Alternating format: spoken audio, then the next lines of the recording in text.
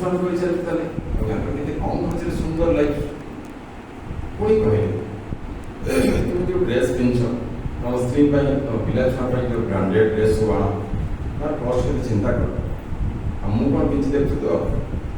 ୟାର କଷ୍ଟ ମ୍ୟାକ୍ସିମମ୍ 1000-1200 ଟଙ୍କା।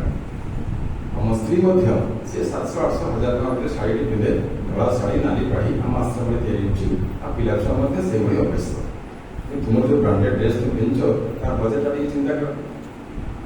ବହୁତ ଅଧିକ ବଜେଟ୍ 1000-1200 ଟଙ୍କା 700 ଟଙ୍କା ତମର ଡ୍ରେସ୍ ହେଇଯାଏ ସେ ଇମାଜିନ୍ କରିପାରୁ ନା। ହଁ ଦେଖୁଛୁ ସମୟ ମୁଁ ପିନ୍ଧିଛି ଆଉ ଏ ଡ୍ରେସ୍ ପ୍ରଭାବ ଏ ଡ୍ରେସ୍ର ମହତ୍ଵ ଆଉ ତୋର ସେ ବ୍ରାଣ୍ଡେଡ୍ ଜିନ୍ସ ପ୍ୟାଣ୍ଟ ସାର୍ଟର ମହତ୍ଵ ତୁ ନିଜେ କମ୍ପେୟାର କର। ମୁଣ୍ଡକୁ ଧରିଲା ବନ୍ଦ କର। ଏଇଟା କେବଳ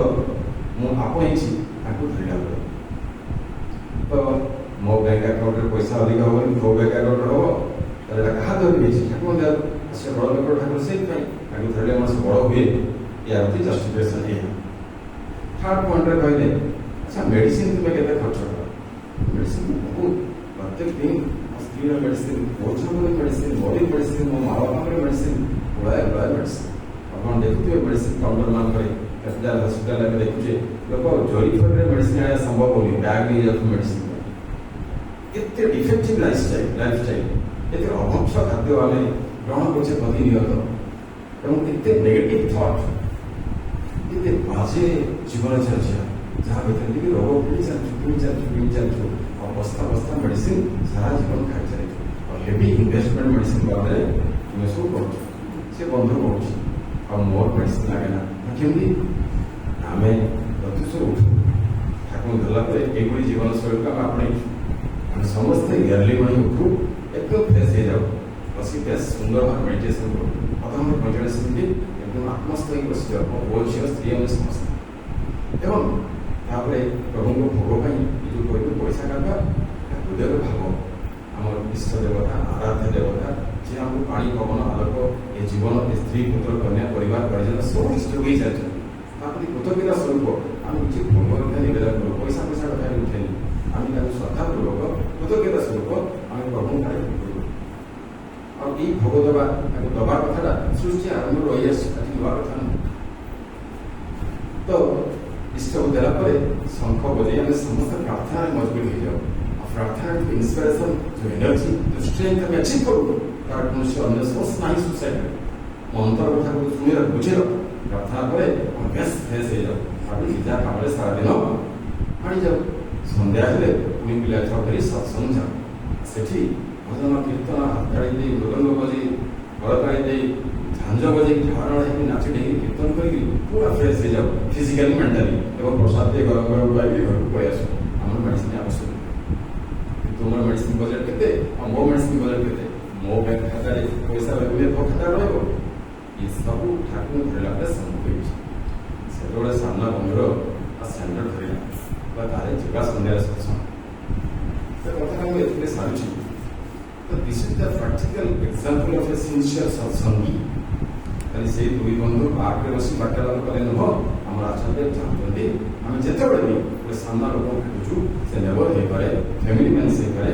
फ्रेंड्स हो पाए ऑफिस स्टाफ हो पाए ता सहित ये जीवनीय आलोचना प्रैक्टिकल आलोचना कंस्ट्रक्टिव आलोचना नहीं यदि आम बार्तालाप करूँ आजे बाजे समालोचना अत्युक्ति नेगेटिव डिस्कसन न करी जातीय कथा तार समस्या तार प्रैक्टिकल लाइफ को रेफरेंस देगी यदि आम कहवा मुंडे बसबन ठाकुर कथा ठाकुर पाक आसबनी कथा आसो मुझे कहूनी आचार्य श्री आचार्य कहले श्री ठाकुर कथा एत जीवनीय कथा एत जीवनीय उपयुक्त भाव लोक सामने परिवेशन कराए संसार दुनिया कौन मनुष्य ना गोड़ उठी पड़े मोर दरकार ना ठाकुर केवे भी कहीपर ना किंतु असुविधा होती आम पाखे आम उपयुक्त ढंग जीवन देकरी परिणाम एवं से एक्सपीरियंस को बेस कर छिड़ा होता गोटे पाखे जीवंत भाव में कहबार सामर्थ्य आम ना तेणु आम जाजन फिल कर निज पड़ा पड़ोशी परिजन परिवार को जाजन कर असमर्थ हो निजर परिवार खातिर अच्छी प्रति ट्यूनिंग भाव बहुत अभाव अच्छी आसतु ना आम ये सत्संग आज अत्यंत महत्वपूर्ण दिन आज महाराज जहाँ सम्मान्य निरंजन भैया सूचे एवं महात्मा गांधी जन्मदिन जवाहरलाल नेहरू जन्मदिन केते बड़ महान तो से दिन संकल्प आज किंतु तर्पण दिवस विगत आत्मा मानक विगत पितृपुरुष मानक श्रद्धा भक्ति और आवेगपूर्ण भाव आज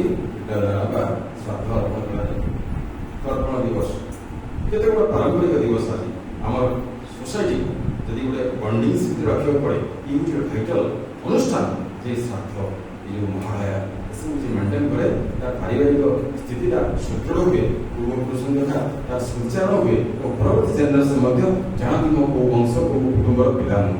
केते गुड़ा बंडिंग्स याको आम इग्नोर कर मॉडर्नाइज ना लाइफस्टाइल ना अरिस्टोक्रेसी ना ये सादा खाद्य सब था